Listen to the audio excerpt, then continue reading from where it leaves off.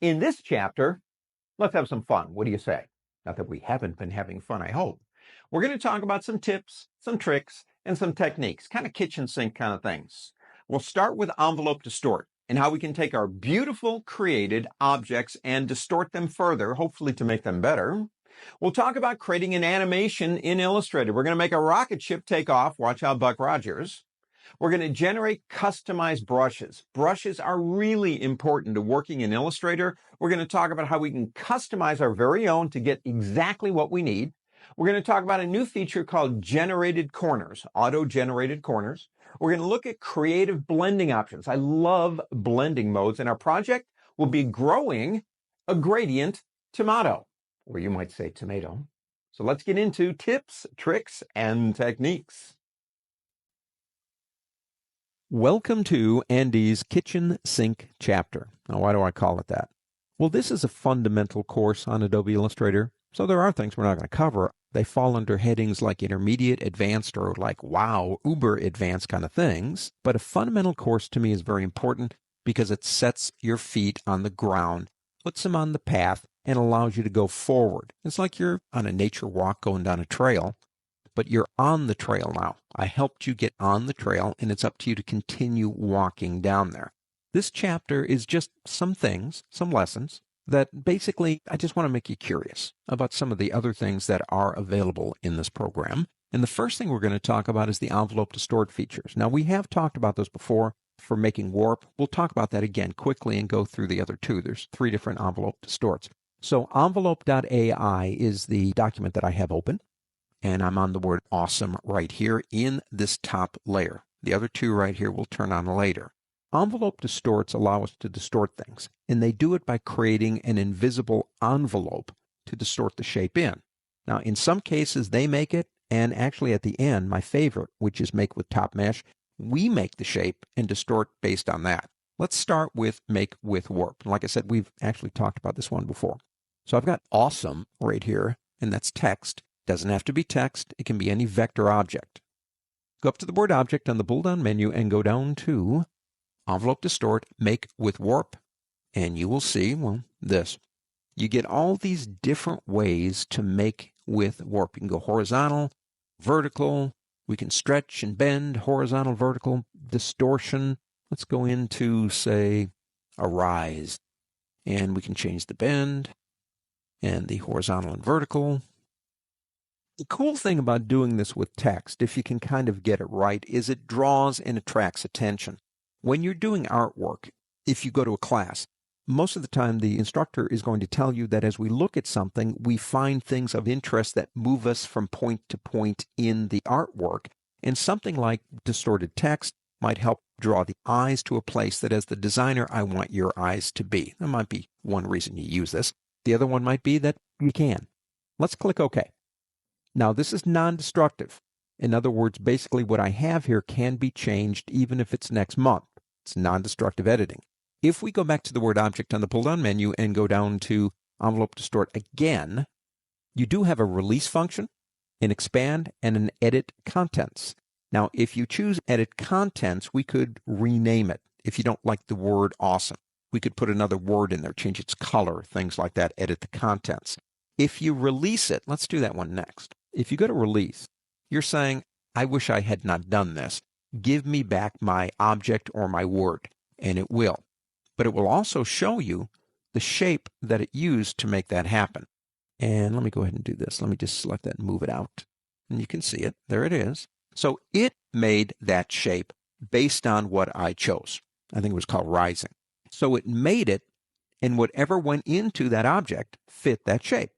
Let me go ahead and undo and take it back the way it is. The other one up here, and let me go down here, is called expand. Now what expand does is it converts the image into objects. So it's not text anymore. It may look like it, but it isn't. And it also takes it and makes it permanent. Now you might want to do this in cases where you're having difficulty moving it someplace else, like maybe to a 4-color press or something, where they need to expand it to make it work correctly. And 9 times out of 10, if you are having trouble with printing something like this, you could do this. But don't forget, this is now permanent. I mean, I can press undo because I'm still in the system and I have that ability. but if I save the file, reopen it, that's gone. So don't expand it out unless you really know what you're doing in terms of where you want it to go and you don't want to come back to it because that boat will have sailed. Okay, that's the first one. Let's turn that one off and go into the next make with mesh. So I have a pleasant looking cat right here. It looks like he just ate the canary. Let's go ahead and select him. He is a whole bunch of stuff, a couple of dozen pieces actually. Go up to the word object, go down to envelope distort and select make with mesh. Now the mesh is like a grid. How many rows and columns do you want? The more you have, the more individualistic controls you can do, but it does make it more complicated. Leave it at 4 and 4. Click OK. Pick up your direct selection tool right here, and then choose which one you want to distort, like say this one right here. And I'll just actually literally pull it up. Now, even though this is a whole bunch of pieces, as you can see, basically it is distorting it as a whole. Come over here maybe, and how about doing something like that? Oh yeah. I'm going to take these three by grouping them or by selecting them this way, and then marqueing them actually, and then maybe pull those down. We've turned the nice cat into a really weird looking cat. It will work with any vector, not raster, any vector objects, and the mesh can be as complicated as you want it to be. Third one's kind of my favorite. Let's come over here and turn this one off and turn this one on. This one is make with top object. Now let's start with an object that's already drawn, the star, and the word star. Now the only thing you have to remember is if you are going to use this, this needs to be on top. That's it. Okay, so I'm going to pick up my regular selection tool because this down here is a group. And just to prove a point here, it is indeed on top. They don't even have to be next to each other. It knows what to do, but you can see it's on top. If it isn't on top, go to the word object on the pull-down menu and go down to arrange and say bring to front, and it will be on top. Now the next step, very easy. Go ahead and select it. Come up here to the word object and go down to envelope distort, and our third one, make with top object. Now check this out. It's kind of neat. It actually takes the star, or the word star, I should say, puts it into the envelope of the star, and then the star actually goes away. Now it's still there. We can release it. We can expand it, whatever we want to do. It's still non-destructive editing. Now over here, I got my ATM dudes. Okay, that's very classic Illustrator artwork. I'm going to pick up my ellipse tool. Let me get right about here and draw an ellipse. I think I'll do a circle. I'll hold the Shift key down. I'm holding the Option key, and that is the Option key on a Mac, Alt key in Windows, and the Shift key. And so I'm drawing something like that. Doesn't matter the color. Don't worry about that.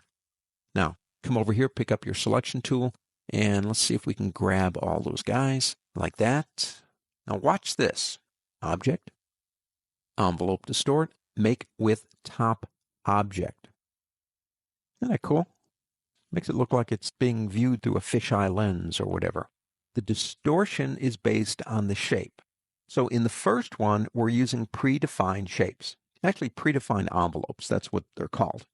In the second one, we used a grid, and we distorted the shape based on the grid. And in this one, we actually made our own shapes and distorted based on our very own shapes. And the shape can be anything you want it to be. Now, if we go to this one, let me show you one more thing. If we go back up to the word object, you do have under envelope distort envelope options, and we haven't looked at those yet.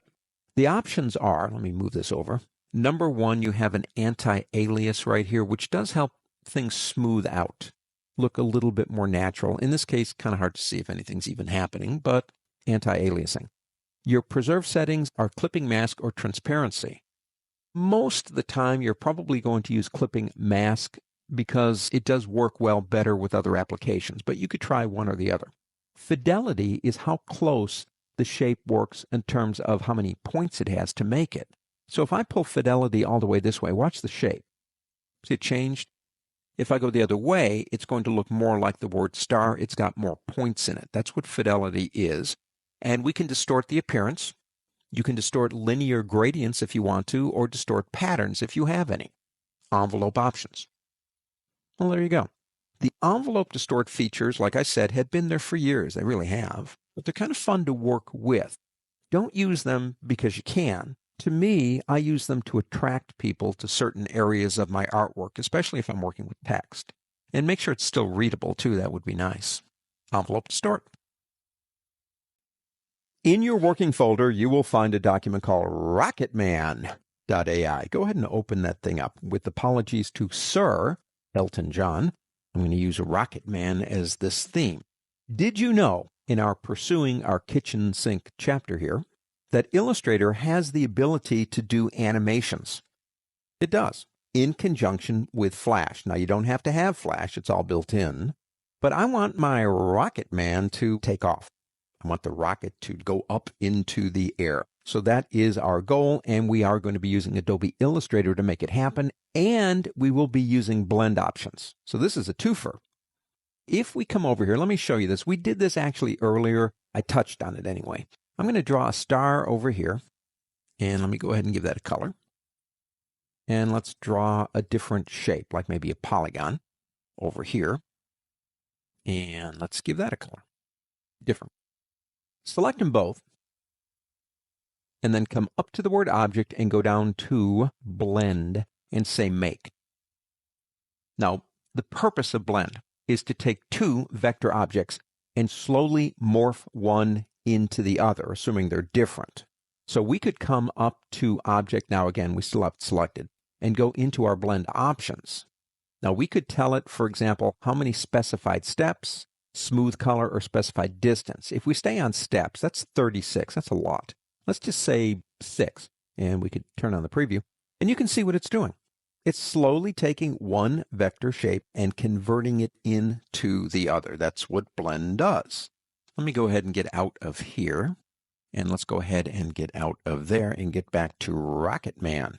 Now I need my artboard smaller because I need to do some things outside the artboard. So I'm going to hold down the Control key, that's the Command key on a Mac and Control on Windows, and the minus on my 10 key to give myself a little breathing room. I want the rocket to go off the screen, like this is the sky and it's kind of going out of sight.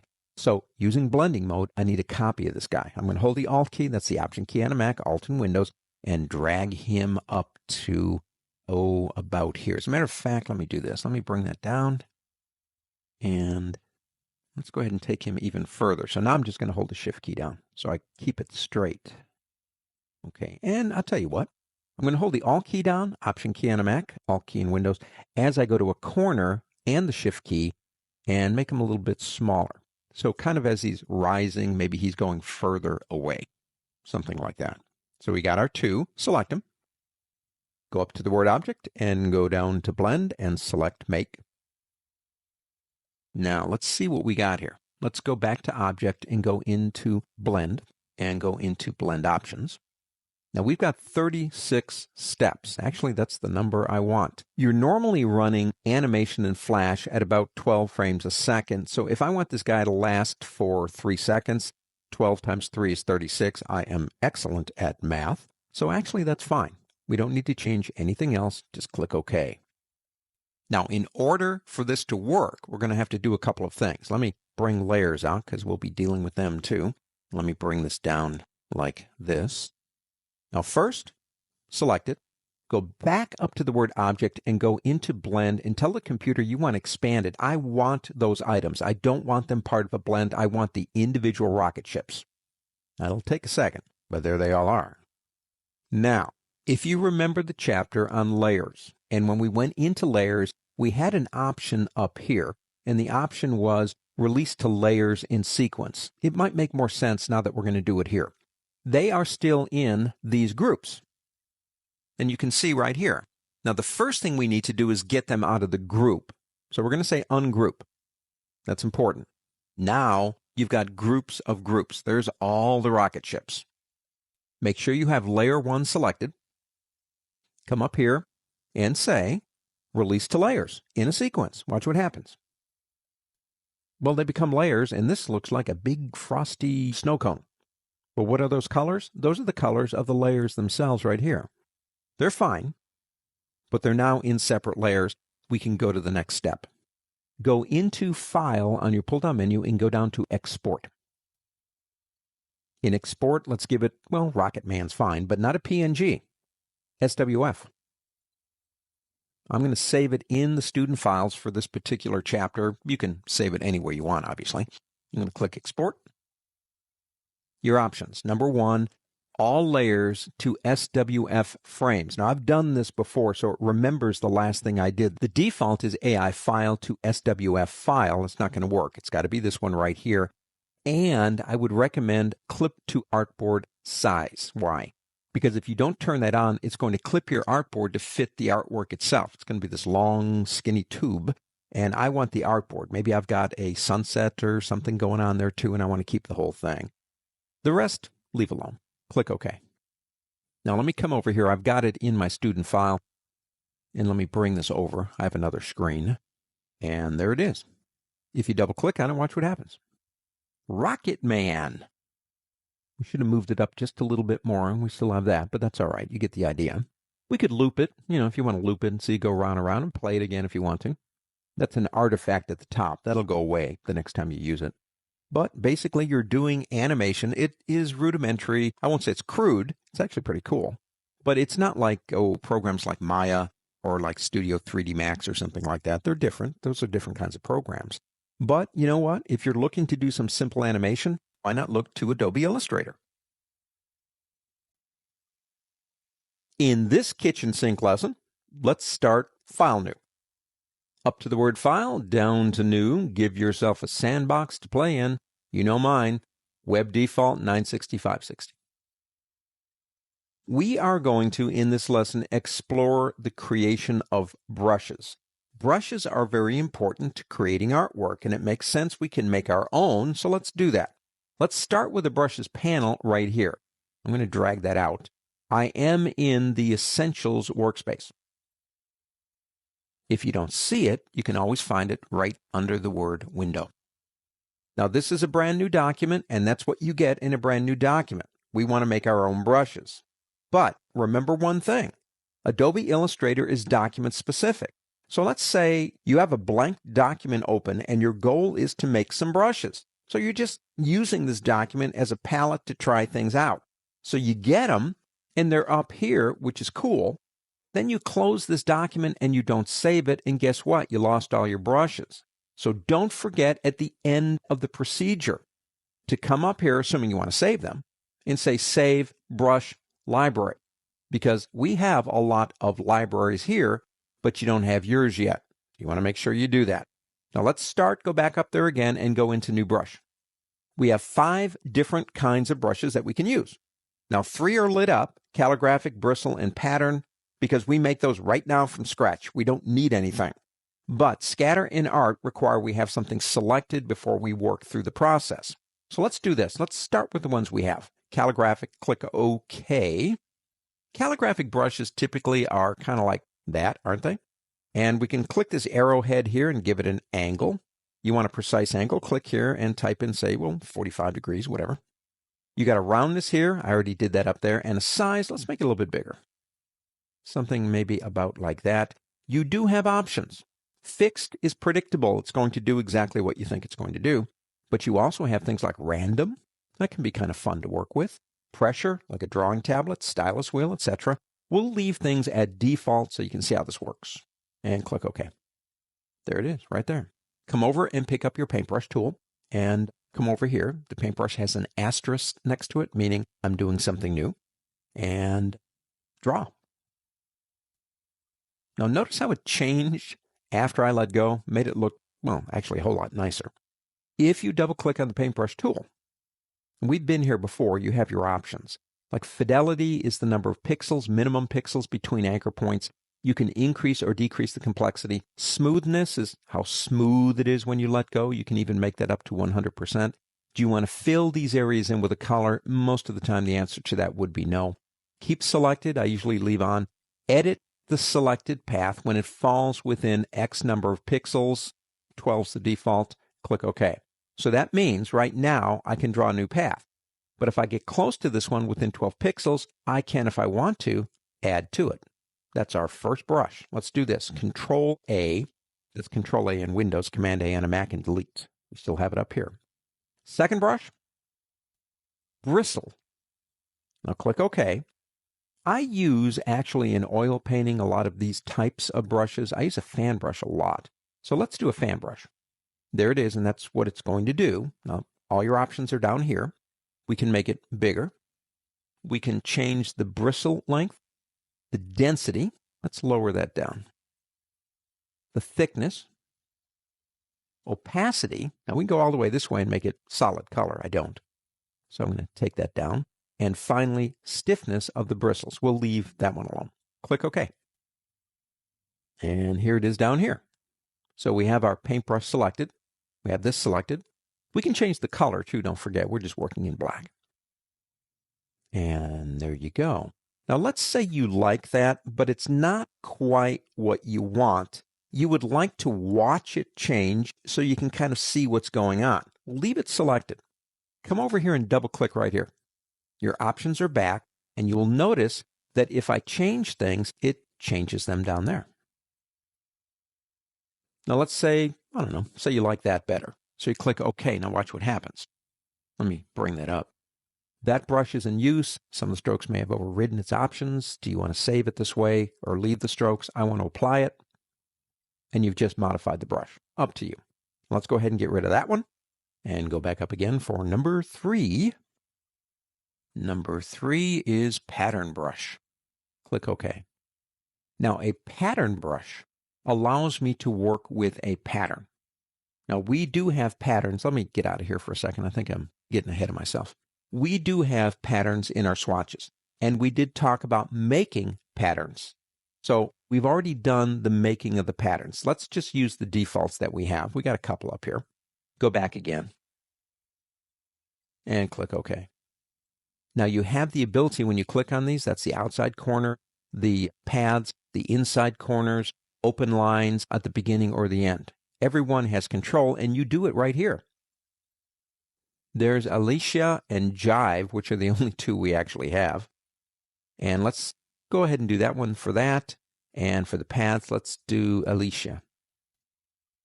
That's showing you what it's going to do. Now again, remember, you can make your own paths. You can stretch to fit. Well, you can actually see it when it does it if you want to change them. Colorization, tints and shades, U-shift. We'll leave it at default. Click OK. Pick up the polygon tool and draw a polygon. Now come over here and choose this.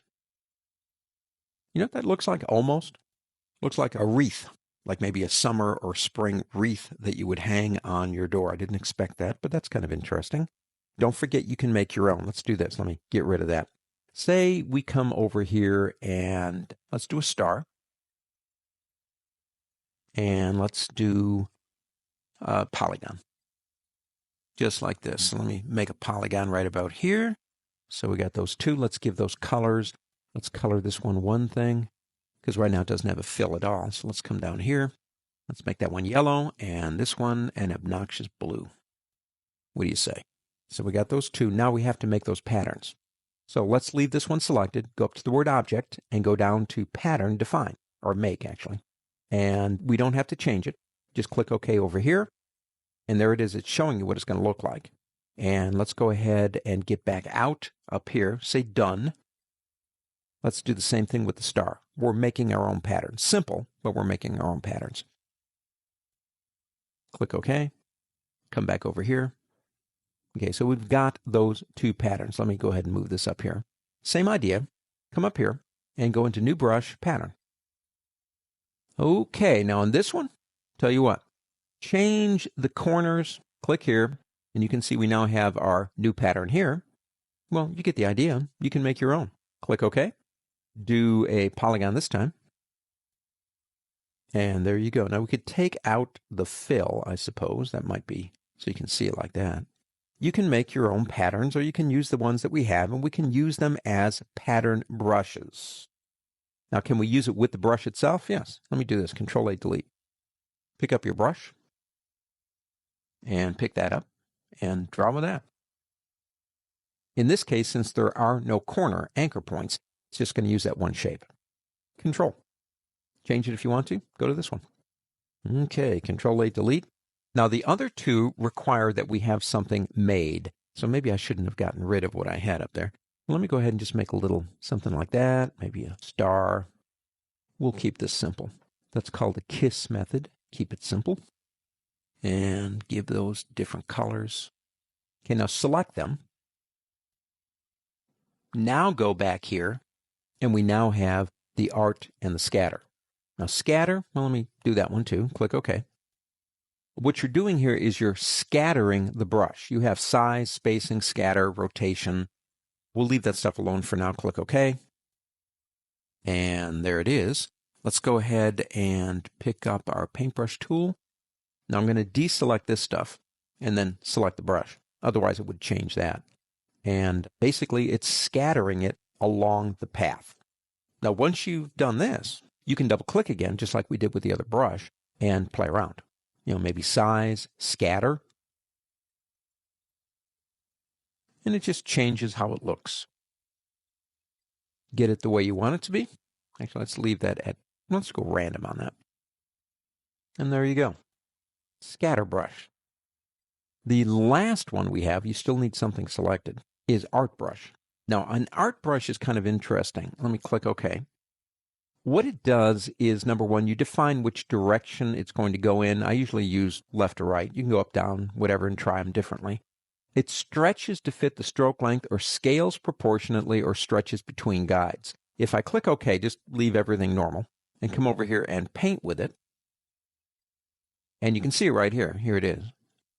It stretches the shapes to fit the stroke from beginning to end. Now, if you come into some of our brushes, like artistic brushes, and you go paintbrushes or scrolls or whatever, let's do paintbrushes. You can see some of the brushes like these. See how it does them? It depends on how long the stroke is. You control them. Don't forget, if you're done and you've made these brushes and you like them, you need to come here, come down to here and say Save Brush Library. Give it a name, allow it to save it in the brushes area. So the next time you need them, when you come up here, they will be here under User Defined. That's it. Make your own brushes, get creative. For this lesson, open up blending.ai in your working folder. We have touched on, in a couple of lessons, blending options. As a matter of fact, in this chapter, we animated our rocket man by using blend options to make copies of the rocket and then shoot it out into space. Let's revisit and have a little bit more fun with these things. Let me move this guy with my selection tool over here. Hold on the Alt key, Option key on a Mac, Alt in Windows, and drag a copy over here, anywhere around here, doesn't matter. Select them both. Object, Blend, Make.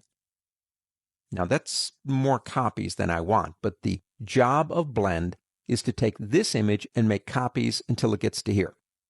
Let's go back to Object and go into Blend and say Blend Options. 36 is too much. So I'm going to change that to something like maybe, let's try 8. That's better. Click OK. It's on a straight line because that's what it knows, okay? The shortest distance between 2 points, I don't want it on a straight line. So what we're going to do is pick up our pen tool. Let's do our pen tool. I'm going to come here, and I'm going to do that, click and drag. I'm going to come here, click and drag again, just a gentle curve. I don't want it on a straight line. So we select it, actually both. Just kind of cut through it like that. You'll get them both. Object, Blend, Replace Spine. That curved line is the spine. Now we have a reverse, but the image is exactly the same, so it wouldn't make any difference. And we don't have them touching each other, so front to back wouldn't really make any difference either. Just do Replace Spine. There you go. Now the cool thing is we're still working in Blend. Watch this. Pick up your selection tool. Double click right here on this one. You can only work on this one in this one because these don't exist. They're generated by Adobe Illustrator. If I double click and then double click again, we're going into isolation mode. See it up here? Now I want you to keep clicking. See if I can get it. There it goes. Until you see the anchors around it. Now watch what happens, say, if I give it a slight twist. They all begin twisting, but watch what happens when I say make it bigger. That's kind of neat. They all start getting bigger. Why? Because it's supposed to make a copy from this one to this one in 8 steps. It's got to look like this one. Now I could change the colors of it, and it would slowly change the colors as it went along. It's kind of a neat option. Let's do this. Let me undo a couple of times until we get back to that, and let's get rid of this for now. Draw a circle. Nice big old circle. Okay, let me do a default so I can click on the inside. Without a fill, it's kind of hard to select. Let's do the same thing. Select this and this, and come up here to the word object and blend and say replace spine. Now the problem is that the distance between them is maintained and we have a gap because the circle isn't exactly fitting the length of the original line. I suppose we could change that if we wanted to, but I don't want to do that. Here's a trick to remember. If you remember when the flowers went on the line, which was an open path, the first flower began at the beginning of the path and the last flower began at the end of the path. It compensated for the length of the line. Check this out. Let me undo that. Come over here and pick up your scissors. Remember that's under the eraser. And cut this shape anywhere you want to cut it. It doesn't matter. Just give it a cut. That's all you have to do. Now, pick it back up. We now have a beginning and an end. Select both. Go up to the word object and go down to blend and tell it to replace that spine. And now they're evenly spaced. If you're trying to achieve a spacing on a closed shape, it won't work unless the shape exactly fits the length of that line. By cutting the circle, the square, whatever it is, you create a beginning and an end. It knows what to do. It finishes the job for you. There you go. We're going to work in something called the gradient mesh tool. I really do like this tool. Let me show you some examples here, or one example anyway. This is an example of a gradient mesh, and incidentally, I am in the document called redtomato.ai. That's gradient mesh.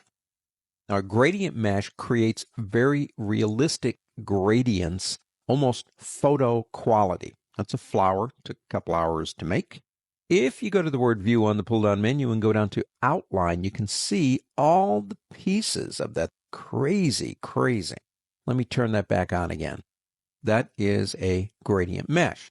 Now, in designing in Adobe Illustrator, I think we all develop a style, and I would like to think of myself as a classic illustrator. And I don't mean I'm classic, okay? I'm not classic. I like classical music, but I'm not classic. But I draw in a classic style. For example, here's a tomato. Okay, and here's a tomato, these two. The one on the left, I mean, these are both classic Illustrator styles. That's the one on the left. It took me about 15 minutes to do. It's only 3 colors. It's black, red, and it's green, solid colors. The one on the right has basically 3 colors, the reds, the stem, and the black of the leaves. That's about it. I mean, each one took about 15 minutes to do. But they are different, aren't they, than something, say, like that. Quite impressive. Let me turn these off here. Now, we are going to do a tomato. You might call it tomato. I call it tomato. Let's call the whole thing off. Tomatoes more realistic than the ones I showed you using the gradient mesh tool. Now, let's start. I've got one other thing I'm going to show you here, and it's the top piece to the tomato. This piece, that took about 15 minutes to do. It's not gradient mesh, and we're talking about the gradient mesh tool. So I'm going to go into the layer. It's blank, called tomato right here. Pick up your elliptical tool here. Ellipse, I should say. Let me turn this off for now. We don't need it. Draw a nice big ellipse. I'm going to hold the Alt key down. And that's the Alt key and Windows option on a Mac. And draw something about like that. Now I'm going to leave the color as white so we can see it. Now, tomatoes aren't that perfect. So let's pick up our direct selection tool and start messing around here. Coming up to the top right here. And I'm going to pull this one on this side in maybe just a little. I'll hold the Shift key so it doesn't drift. And maybe pull this one actually out just a little bit. Come over here, maybe give this one here. Every time I do this, I do it differently. Okay, bring that in. And then bring this one up a little bit, kind of to flatten out this piece over here. That's a little bit too much. Let me bring that back down. Let me come over to this one. And what do your tomatoes look like? That's all we're doing here. And maybe bring that down just a little bit. Okay, that's my idea, at least right now, of what the tomato is going to be. But we're not done. Let's go ahead and pick up our regular selection tool, click on it, and give it just a little bit of a rotate, maybe a little bit this way, like that. Okay. Now we have an anchor point here. I want to add a couple more anchor points up here, actually one on either side of this. So I'm going to pick up my pen tool, And I'm going to wait till it sees a plus sign up there, so I have to have it selected. Say right about there, and right about there. I'm going to pick up my direct selection tool and pick up that one in the middle. See if I can find it. Sometimes it's easier to do it this way. There it is. And I'm going to pull that one in just a little bit. Kind of like the indentation at the top of the tomato. Okay? Now, next, let's fill it with a color. Now, I do have over here some colors for you. And this one right here, make sure you have the fill here. And that's a nice bright red. Tomato red. Now it's time for the gradient tool. It's right over here. Click, just about in the middle, right about here. Just go ahead and click. That's the gradient mesh. Now, the gradient mesh works this way. Each one of the points that we create basically is a place where I can put paint, and then it will spread out until it finds another point to interact with. Now, let's do this. Once I've got it selected like that, I can pull it down, which I want to do. Kind of bring it down like, to about here. Pick up your direct selection tool. This is easier to work with. What I'm going to do now is, if I pick up this point right here, I want to kind of smooth this one out. So I'm going to bring it out. So I'm trying to make it fit the contour. How about that? Something like that. And maybe just a little bit lower by dragging it down. Okay, I'm happy. Now I'm happy. Next, go back to the gradient mesh tool. I want you to click right on the line right about here. And we create another gradient mesh, a point that we can change, and maybe another one right about here, just like that. Come up here and click one right about here, one down here toward the bottom, and then split the difference and put one here and one here. The more you have, the more control you have. Now we need to get into controlling those areas in terms of color. Now I do have a lighter shade over here. You see it? I'm going to go to my direct selection tool because to me it's just easier selecting points with that than it is selecting them with this. Okay, that's just me. If I come to, say, this one over here, let's start right here. Click on that one. Now watch what happens when I click here. See how it lightens the area up? It's spreading the color out until it hits the red up here. Everything is red except that one right there. Now I can come over again. Let me come down, say, to this one and maybe do that same thing to start lightening up that one area, and maybe actually up here too. Let's try this. We can always change it later if we feel like we're going a little bit too far. Now let's select this one right here and see what happens when we give it a lighter color, kind of like that. Move around it, find out where the reflections are, and begin changing them. Now, anytime you want to, if we deselect it, we can kind of see what's going on right now. That actually doesn't look all that bad so far. Now down on the bottom, let's go back in selected. Down here, I think I want that area darker because it's going in toward the bottom. And I'm going to go into and move over my color here, my color panel. I'm going to change that into show options. And I'm going to go into HSB. Okay, now make sure you have this one right here selected. And then come into, say, right here and move that in a little. See how it's going to darken it down there? Just give it a little bit of character. Now we could do the same thing on the sides. See, that's how you begin to develop that three-dimensionality. I'm going to shift click on a couple of these and then maybe try that again. And in this case, let's go ahead and actually let's do this. Let's use one of our colors over here and then darken it up. You want to give it that sense of having a boundary on the edges. Now we could keep this up. We only have so much time per lesson, but play around with it. Go back into it. Maybe even get to this one here and say, I want that one lighter, or I want to change the color. We could change it to this one right here, which actually is lighter. And we begin creating a tomato. Now, pick up your ellipse tool and give me a ellipse down here. I'm going to hold the Alt key, Alt in Windows, Option on a Mac, and give me something about like that. I do have right here a gradient to use. Go ahead and click that button. And once we have it like this, go into your gradient options and change the aspect ratio to about a 40. So it does that. Make sure, go to the word object on the pull-down menu and go into send to back. And then let's pick up our selection tool and let's move it underneath, maybe something like that. And use your arrow keys if you want to. Okay, one more thing, just for now. I mean, you could spend more time on this. Go into our layers and select topper, turn that on. And let's put our topper right here. Actually, we can do one more thing. Go back into your direct selection tool and let's get up here and click right on that one. And let's make that one darker. Yeah. Okay, now let's go ahead, actually hit the regular selection tool for this. And let's put that right there. There you go. A kind of realistic tomato or tomato, whichever you choose, courtesy of Gradient Mesh. It is one amazing tool. This chapter has been a lot about brushes. And to me, they're very important in what we do and how we design. So it's good to know we can make our own, we can save them, we can do whatever we want to. Let me show you a new feature in CC with brushes called auto-generated corners. And let's go File, New. Let's just start with something new. Pick a place and click OK. It doesn't matter. I'm going to pick up my rectangle tool and I'm going to make a rectangle with the Shift key. So it's not a rectangle, is it? It's a square. Let me go ahead and put a color on that thing. Let me pick up my selection tool here. And I'm going to come over here and select it while holding the Alt key. That's the Option key on a Mac. And I will also hold the Shift key and it will snap for me right there. So I've got that second one. It didn't quite snap enough. Let me use my left arrow key. There we go. I'm going to select it and give it a different color, something like that.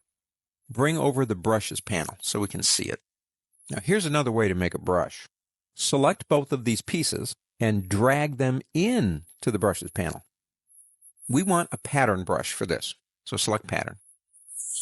Click OK. Now you can see the corners, auto-generated corners. If we go to this option right here, which is the outside corner, and click, you have auto-centered, which is my favorite, where it kind of centers both of them right on that line. You have auto-between, you have auto-slice, and you have auto and overlap.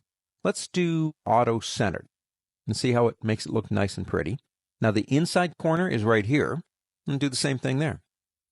And there you go. Now we don't need the end caps. You don't have any autoing for those anyway. So we can go ahead and click OK here. And if I pick up, say, the square tool and draw a shape, let's go to the stroke and apply it. See how nice and neat that looks? Auto-generated corners is a new feature that allows us to control how we merge our patterns together at the corners.